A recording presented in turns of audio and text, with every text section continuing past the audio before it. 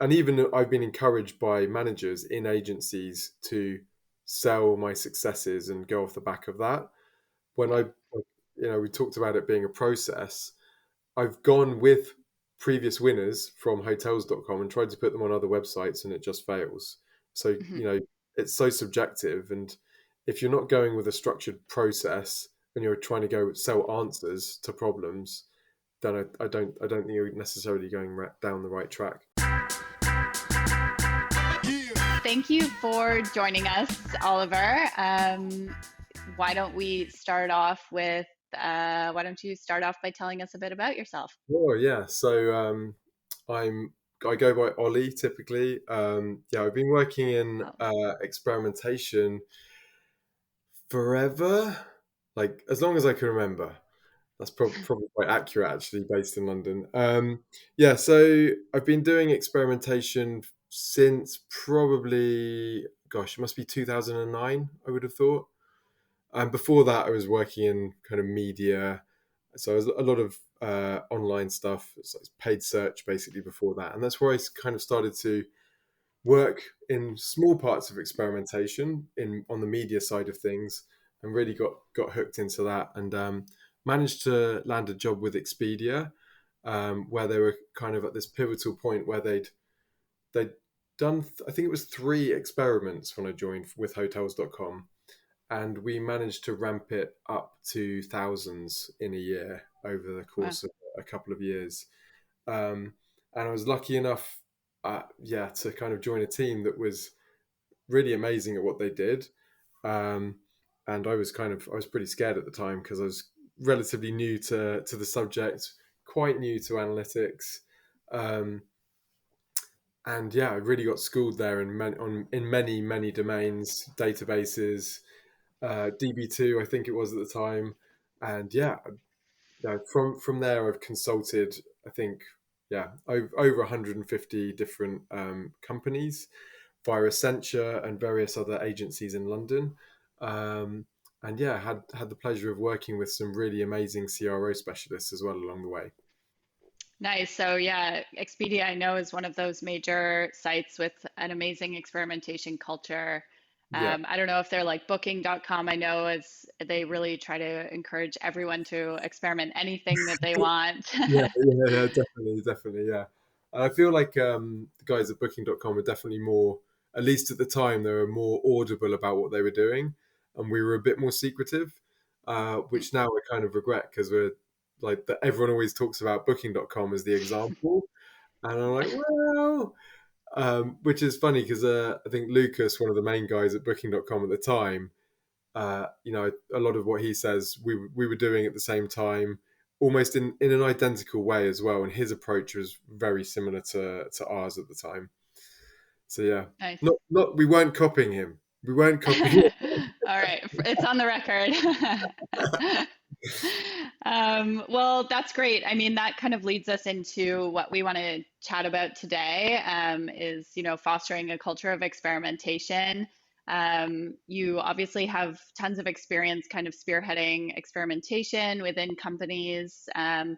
So I guess maybe we can start by talking about whether you believe it's best to approach CRO as more of a process, or whether it's better to just have a singular team devoted to it, or a bit of both.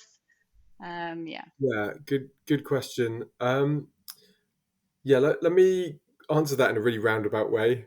So I Okay. think first thing is the reason why I love experimentation. I think a lot of people do is that it's so multifaceted, and there is no one right answer. And I think Mhm. we forget that when we read posts or on LinkedIn, or people write about their context a lot.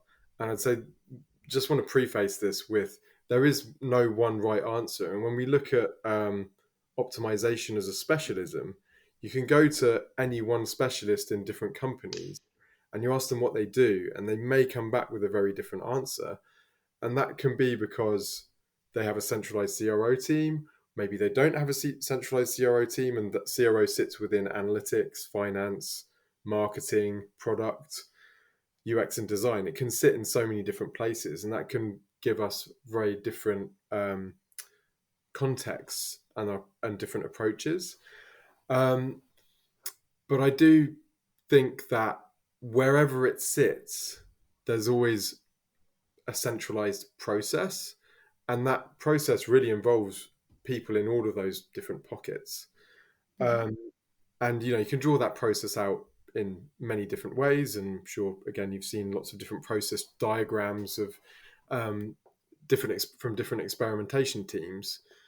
Um, One thing I've noticed recently, and I think some other people like Ton Westing and a few other people have kind of said the death of CRO, which I think was a mis representation. Myself, I used his death of CRO as more of the Crovolution, CRO evolution, in Hmm. that if you're doing it right, your team needs to change over time, and Hmm. it goes from a kind of almost it can go from a centralized team to gaining gravitas and momentum, and then you really, to scale it, need to then push the responsibility of building out to developers, enable other teams to deliver experiments in a uniform way. um, so the real answer is both, depending on where you sit on that evolution. If you're quite early, then I think it is a centralized team. If you're Hmm. quite late on that evolution, I think it's potentially can still be a centralized team. Like I say, there's no one right answer, um, but I think it steers you more towards having some centralized experts to govern the process, and then pushing out the responsibility. And one other thing that I've been thinking about a lot in this area is, especially when you create a centralized pot of a CRO team, and they have designers and uh, an analytics guy and a UXer and a researcher, is what happens to all of those roles and responsibilities in the main part of the team who want to get involved in that. And it can be quite divisive, I guess, by Hmm. creating that centralized team. So I think I'd steer towards, if you had a choice of setting up a centralized team, do that very carefully, if that makes sense. Okay, yeah. And in this kind of evolution where you're going maybe from more of a centralized team to a culture or a process involving a whole bunch of different people, would size of company maybe have play a huge factor in that, or is it just generally like could be a huge company who is just starting out with this concept of optimization? Yeah, definitely. Yeah, I think size, the amount of traffic you have, number of product journeys you have. If you're a startup, you might just have one sales journey, whereas in a very mature, um, large corporate company, you might have several different products. You might also have customer areas of your website or your app that have millions of views every day, which you can also Hmm. optimize. So you end up then with what can typically happen is lots of CRO teams, which is something that last year and last 5 years I've been working for Sky, and they had at the time. They're currently trying to centralize it. A couple of different experimentation teams based on which part of the website or the digital estate you're looking at. Um, I'd say also quality of your development teams as well.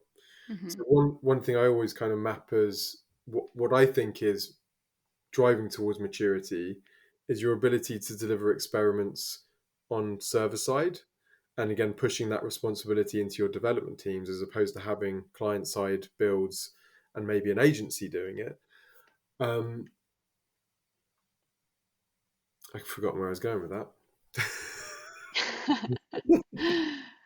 Getting, yeah, developers, Yeah, skillful developers. yeah. Sorry. Yeah, the quality of development teams, right, is kind of, you need high quality development teams to be able to do that.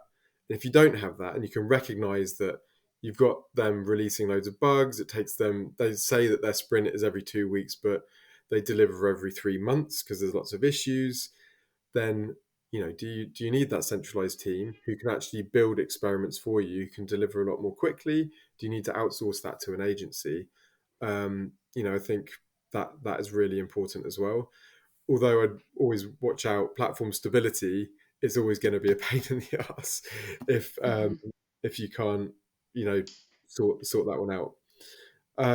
Like you said, traffic volumes and the number of experiments and number of product journeys, I think, are all kind of continuums on that maturity path that you need to consider, and when you make a decision of whether to have an agency, a centralized team, or a distributed team.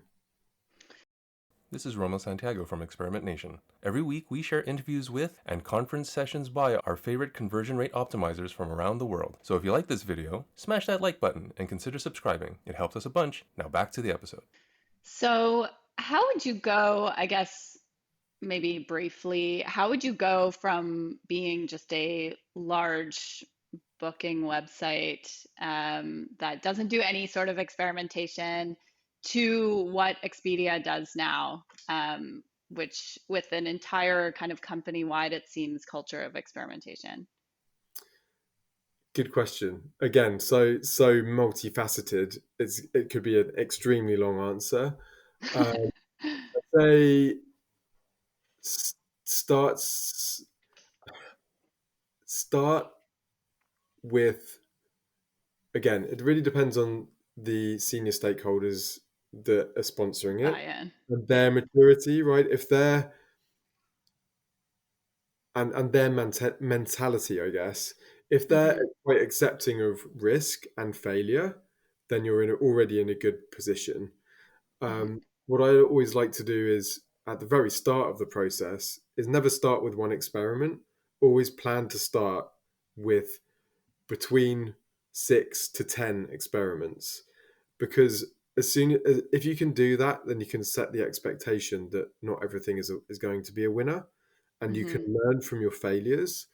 And I think that's that almost that green card to fail is really important in experimentation.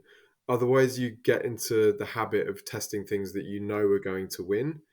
Hmm. And I think, and again, this is controversial within experimentation, is how much um, how much time and effort do you put into research? I think you'll get, again, lots of different answers from different people. I like to not minimize, but do the right research and then move to experimentation as quickly as possible, because your research can give you lots of value. It can tell you where your problem areas are. It doesn't always very accurately tell you what those solutions should be. Hmm. And the quicker you can get to testing those solutions, and again, I always say experimentation is a form of research. Hmm. Um, so yeah, um, I'm diverging from the point again, which I tend to do. But I'd say, yeah, getting uh, senior stakeholders to accept that there's a risk there and losing isn't a big problem. Hmm. And I always think it's a news feed, and if you can balance the good news with the bad news, then you're in a good position. And again, getting to volume of experiments is a really good place to start. Yep. I'm just going to jump in. I come from an agency, and that's, I mean, the biggest obstacle we find communicating results to our, like stakeholders of our clients, and communicating the value of like a loser. So one Yeah, thing that we've actually adopted is completely change. I don't think it's an original. I think we're not original in doing this, but changing the mindset from fail or win to more implement versus iterate versus abandon or move on from that idea. yeah, I yeah, think, yeah, can help change that yeah. kind of win loss. I think, yeah, in a lot of cases, I've seen agencies sell the fact that they know the answers, Mhm. right? And even I've been encouraged by managers in agencies to sell my successes and go off the back of that. When Yeah. we talked about it being a process. I've gone with previous winners from hotels.com and tried to put them on other websites and it just fails. So, Hmm. it's so subjective. And if you're not going with a structured process and you're trying to go sell answers to problems, then I don't think you're necessarily going down the right track. No, yeah, you really limit yourself when you're like, okay, this test lost. Let's try something else. Yeah, yeah, And more, yeah, trying to get a culture of thinking of losses as learning, something to learn yeah, from. That yeah, one yeah, didn't work. yeah, yeah. Yeah. I Cool. guess Yep. what I've always struggled with is when to give up on something. Like Yeah. iteration number 7, shall we? And there's maybe a sponsor who's like really wanting to go for it. No, we've committed now. Yeah. Oh no. When do you burn it? That's another question, I guess. Yeah, for sure. You have to go. That's when the research is important in your hypothesis and whether you're testing things that aren't a real problem or if you're iterating maybe the eighth one, if you're finally solving a problem will perform well. Have Yeah, that's have you definitely tricky. ever done decision trees where Yes. you plan beforehand and you kind of if it fails, then these are the things we're going to look at, and based on those things, you do X, Y, or Z. Um, Yeah. Yeah, yeah. I Sorry, haven't go done I ahead. haven't used them myself, but I think it's a really good framework. Yeah, we've never used a kind of test specific decision trees. I think that that would be a really interesting thing to try. Just more kind of an umbrella decision tree on when to move on from a test and when to continue Mm, to iterate. yeah, definitely. Cool. So yeah, getting first step is getting buy-in, making sure that the higher level stakeholders are bought into experimentation. What would step two be? I'd always say so. I've got to mention the background noise, which get the analytics team to do, but like just always make sure your data's accurate. Right. Which is getting harder and harder to do. And that we'll talk about customer level testing in a bit. But like Mhm. cookies are all over the place, and I don't think everyone's realizing that. With Safari deleting cookies, if your A/B testing platform uses cookies, you're probably allowing customers to move from one variant to another, and I think that's widely ignored at the moment. But yeah, testing the accuracy of your platform, checking it against database orders, those types of things I think are really important, as well as looking for SRM and um, yeah, various other measures to make sure they're accurate. And then I think internal PR is going to get you a long way if you can learn to communicate results in a really punchy way. When I say punchy, I mean brief. And I think what I've always said, experimentation is like the gateway drug to data science, in that it really gets people hooked onto it. It's so simple for senior leadership who are not necessarily data savvy. Um, if you make it palatable and like in bite-sized pieces, um, to get them hooked into experimentation, and once you're showing them results in a single slide, they'll get hooked really quickly, and that's how it will grow and scale really quickly. Yeah, for sure. I can see that snowballing across all sorts of different um, uh, areas of companies once they see Definitely, yeah, the yeah. success of, yeah, in one. Cool. Well, yeah, super interesting. When is there, would you say that they're going back to team versus process? Is there a specific moment that a company should kind of pivot from more of a centralized team to a more general process or experimentation culture? It's a good question. Good question. Again, there's so many variables in it. I don't think there's Hmm. one pivoting point, but I think once it feels like there's a bottleneck with the experimentation team, so you're either going to hire like a massive experimentation team, so there isn't, um, uh, or you need to enable multiple teams to deliver experiments. I'd say the other part is probably, are there people in teams that feel like they want to be in experimentation but they're not? So I think you can look at that, the experimentation process. So like hypothesize, validate ideas, prioritize, design, put in analytics requirements, build the experience, QA, live, analyze. Like none of that requires like a CRO specialist. Though, like if you looked at it afresh, Mhm. without a CRO specialist there, you'd have volunteers from all around the company. And Mhm. culture is built around people, right? So if you centralize it, you're not growing a culture. You're you're put you're like siloing it. You're creating a new country, right? Mhm. Whereas if you're keep getting people involved along the process, and again, this is why in a couple of my videos I'm saying we're becoming a shepherd, no longer a specialist, but we're a shepherd of. We know the process really well. We're trying to Mhm. piece that process together and get the right people involved. And if you can do that, then you have a culture. And then your test of culture is when you leave, does that process still continue? Because if it doesn't, you haven't changed the culture in any way. It will just fall apart, and you're still that pivotal piece to it. And that's kind of my test in a way of, have I succeeded in creating experimentation culture? If I leave, does it still continue?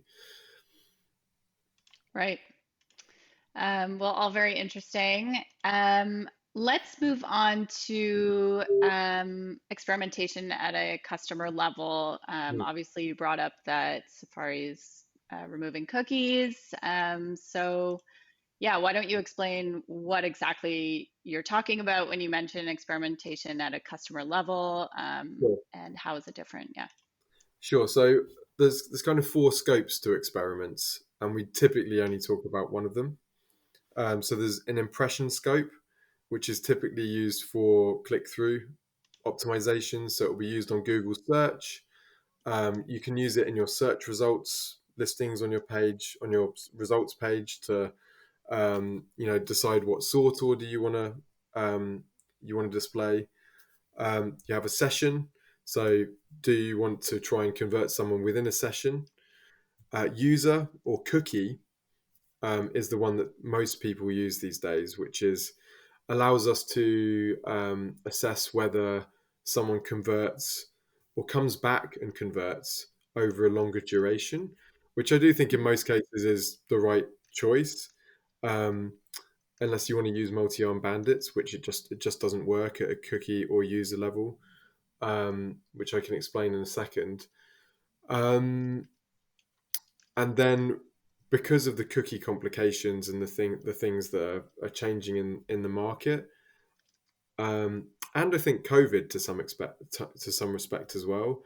I think people are starting to focus more on um, customer, and I think we're in as an industry we talk about, it's not CRO anymore, it's experimentation. And I think with along with that kind of ethos, people are trying to start running experiments that affect across channel. So it might be that you run an experiment to increase conversion online, but also decrease calls in the call center. Um, Now, to do that assessment, you need to assign a real person as opposed to a cookie on a device, right? Mhm. And I'm seeing that more and more. And now that I work in insurance, I'm in a great position. In the UK, insurance companies, all of their traffic comes from price comparison websites, and we know who the customer is. Almost for most of our customers, you come into the website and we know who you are immediately, so it's perfect for this type of thing. But previous to that, especially over COVID, lots of clients were trying to retain customers when everyone was on furlough, some people getting laid off, and we did a massive. Sorry, furlough is like the government sponsored Yeah, money, exactly, basically. exactly. Yeah, Yeah. free money. We're paying for it now, believe it or not. Yes. Um, I think everyone is. Yeah. Um, but yeah, so people were kind of making cutbacks, people were being laid off, and companies were trying to retain customers. And a couple of years ago, again for a big telco, we were trying to retain their customers, but also allowing them to downgrade their products so that we would retain them in the long run.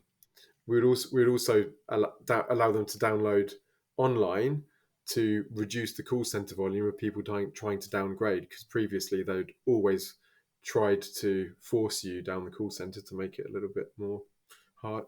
difficult to downgrade. Yeah. Oh um, yeah. Black hat, or the dark UX, I guess. Um, Hmm.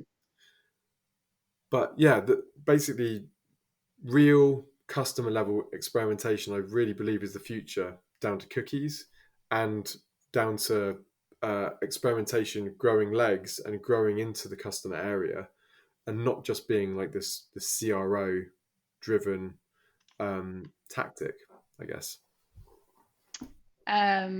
So in terms of using customer data for that, do you foresee any specific ethical considerations? Everybody's really concerned. Obviously, in Europe, there's GDPR. Yeah, How would we navigate and keep a strong, uh, um, yeah, landscape of experimentation? it's fair. I mean, I think you have to have opt-in anyway. In Europe, you have to have opt-in for cookies, and there is Hmm. an argument of whether you have to be opted in for experimentation or not, and that is very unclear, to be honest. When you read the documentation, GDPR documentation and PECR documentation, Hmm. it's pretty unclear as to whether you really need it. You can make arguments to say, um, it's part of how we monitor our product, um, and you can then legitimize it, but it's kind of questionable. So it's been an issue for a while, just even with cookies. I think now it's going to be very similar to marketing contact preferences, in that you should probably gather consent. Hmm. Uh,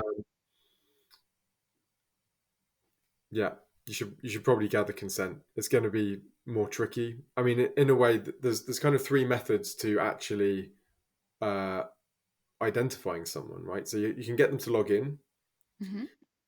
You can use a customer data platform, which is at some point you're going to have to have logged in, but it can still then recognize your or map your cookies that do exist, or any other identifiers from third parties, and plug that into your experimentation platform.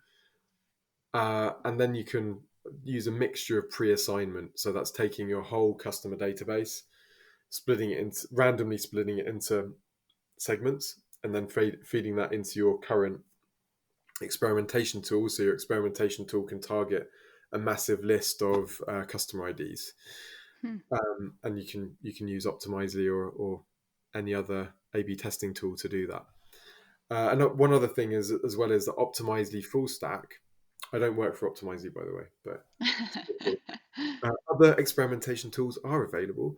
Um, so yeah, Optimizely allows you to use a third-party ID as its primary ID. And I think there's probably other tools out there that allow you to do that, but you could use your customer ID as that primary ID. And then when you're assigned, then Optimizely can use that customer ID to allocate you into across different devices as well, which is Hmm. pretty neat.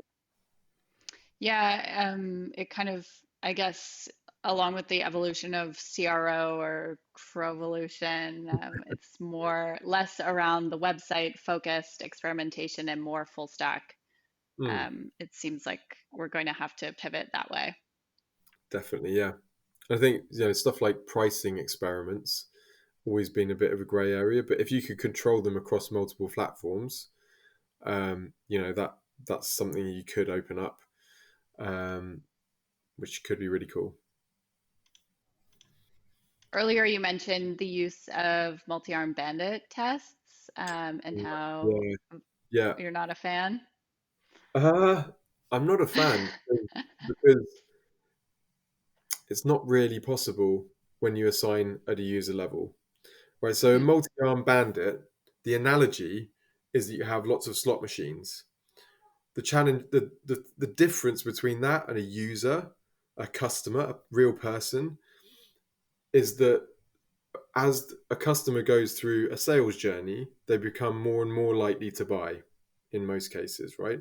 So if you look at a visit curve or a session curve and say how, on average, um, how many sessions do our customer base have before they buy, it might peak at one or two, depending on your scenario. It might peak at seven, depending on your Mhm. product. A multi-arm bandit, the probability of it paying out each time is normally the same. Whereas a customer, it increases over time. And you get this thing called return user bias, Mhm. which is exactly the reason why you can't change splits over time against the user. Mhm. If you go from 50-50 to 90-10, then the proportion the next day of returning customers will be different to new customers, and your 10 split will almost always have a better conversion rate. And that's because you're adding less customers, less new customers, but your returning visitors are the same, right? And the Right. more you change it, the more it's going to break. So that's why it's always a big no-no. But then you have these experimentation platforms, not going to name any in this instance, who say we can auto optimize, but they're also Mhm. saying that they're assigning users at a user level. You can't do Mhm. that without biasing your experiment. So therefore, you need to operate multi-arm bandits at an impression level, and they're great for doing that. Google will do that at an impression level. Um, Really, what you then need to be doing is only assigning visitors once.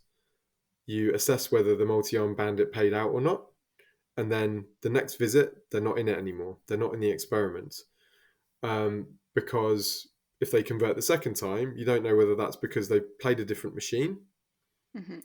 or because they're a returning customer and they've got a higher conversion rate, because they're further down the decision journey. So I think there's a lot of platforms out there haven't thought it through properly, if I'm honest, in Mhm. that respect. Yeah, especially with the switch over with GA4 to user level or user scope data. Yeah, yeah, Hopefully they're paying more attention to that. yeah, definitely. Yeah, I don't think many people have thought about that return user bias um, properly from those platforms. I think sometimes the platforms like here's an amazing service, but not they haven't used the product as much as I guess consultancies in some cases. Right. Cool. Well, I think that pretty much wraps up everything I wanted to chat with you about today. That was a great discussion. I love the analogy of testing or A/B testing as a gateway drug for within a company. I, yeah, um, I never know if people are going to take that in the wrong way, but yeah, I like that one. well, yeah. Hopefully they'll take it in a positive way. Yeah, yeah, Um, get them hooked. was there, before we go, is there anything going on in your life that you'd like our listeners to know about? um, good question. I Any didn't big research. parties that you want us all Any to big come parties? to? Oh, you know what? Probably we had our summer party last Thursday, and I'm probably still recovering, so that's why I'm a little bit slow in response to this question. Um, no, I mean I'm just working so hard at the moment on pet projects on the side. Started a bit of an e-commerce business on the side, which is doing pretty well. You know, you start something just thinking I'm going to set up a website to experiment with analytics, to like set up GA4 before my company does, so I know what I'm doing, all of Hmm. that, and inspired by a load of kids on TikTok importing stuff, and I'm actually kind of starting to make a bit of money out of it by Wow. accident, which is kind of cool. So if anyone needs any RC cars in the UK, go to www.radio-control.co.uk, and you can get them there. It's kind of, yeah, it looks terrible. I'm not proud of it, but it's working. So yeah, it's kind of good Well, fun. that's awesome. I'll definitely check that out. It's a niche. Everyone's got to have a niche. Yeah, definitely. Okay, well, thanks so much. How can people reach you? On LinkedIn, always there. Oliver Paton one, I think. I'm also the Oliver Paton, but I lost the account. So yeah, Oliver Paton one. Um, if I think that's right, we'll put the link somewhere. Okay, yeah, we will. Or radiocontrol.com, Yeah, and there, radio-control.com. yeah, contact. There'll be a robot that will probably reply, but I'll get to you eventually. Cool. Well, thanks so much for joining us Thank on the you. podcast. It was super interesting to chat with you. Um, yeah, I hope you Thank have you. a good rest of your week. You too. Nice to meet you. Thanks. Cheers. Bye.